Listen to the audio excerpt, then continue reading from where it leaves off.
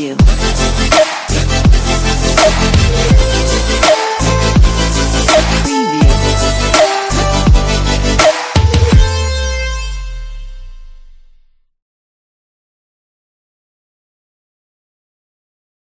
Go to Corey. We got a specific question here. Talked about a number of things, price being a key issue, valuation, but what are some other things that a business owner should take into account besides just price on a sale process? Yeah, good question. Thanks. So deals are very complicated. Let me just say that. Even in the simplest case where you're paying a fixed purchase price, all cash at close, no contingencies, simple assets, clean diligence, even then the deal is going to be complicated. It really is. There really are a lot of sort of rabbit holes that arise. Besides valuation, I think one very important thing to understand is the different kinds of buyers. What we in the business call a strategic buyer, or an operating company in your industry, is one kind of buyer, and what we call a financial buyer, a private equity firm, an investment firm, someone like that, is another kind of buyer. Each of these is going to have a different characteristic approach to a deal. A strategic buyer is going to most likely buy 100%.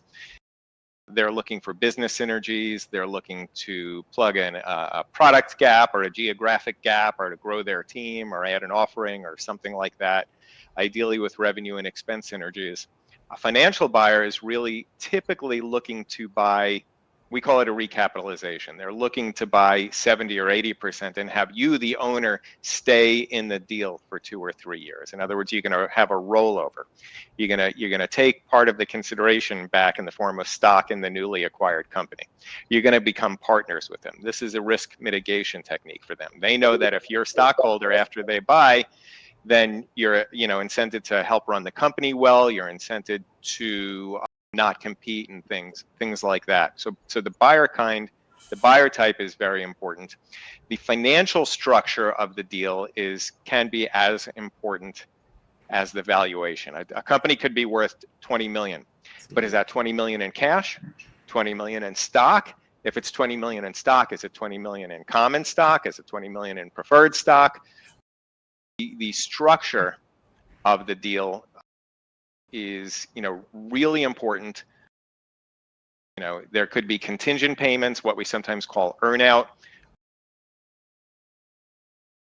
and each of these, again, as I say, is its own rabbit hole that we bankers sort of do it for a living, and we know what all the levers are.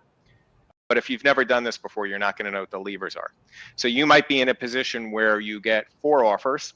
I've just made up a number, and they might be similar valuation, but the LOIs, the letters of intent that describe each one, will have a ton of technicalities that make it really, really hard to compare the 4 on an apples to apples basis. You're looking at letter 1, letter 2, letter 3, letter 4, and you're like, what do I make of this?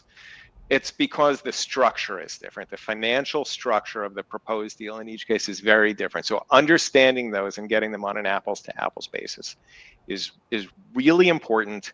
And it's one of the reasons you work with, professional advisory team. And then there are other structural elements, legal structure. Is it an asset sale or a stock sale? All these things figure into the success of the deal and sort of your happiness quotient in the years after the deal.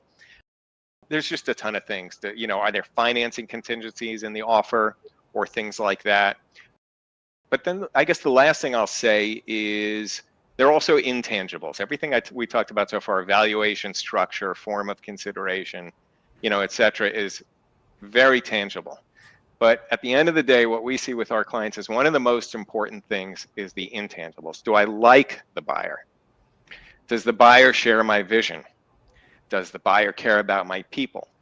Do I like the buyer's strategy and understanding of the industry? What is my role? Obviously, sometimes sellers ride off into the sunset and don't have a role. But if you're going to be continuing with the company in some capacity, executive or advisory or whatever, what is that role? What are the expectations? Do they want me to sign an employment agreement? What are the requirements? Sometimes we see that a seller is a very entrepreneurial sort who hasn't had to punch the clock in 20 or 30 years, and then they get an employment agreement, a draft agreement handed to them, and it says you have to be in the office 5 days a week, and you get 3 weeks of it, or whatever it is. You can use your imagination. So that fit and that liking of the buyer and that commonality of business vision, culture, whatever you want to call it, all these things are as important as value, I would say.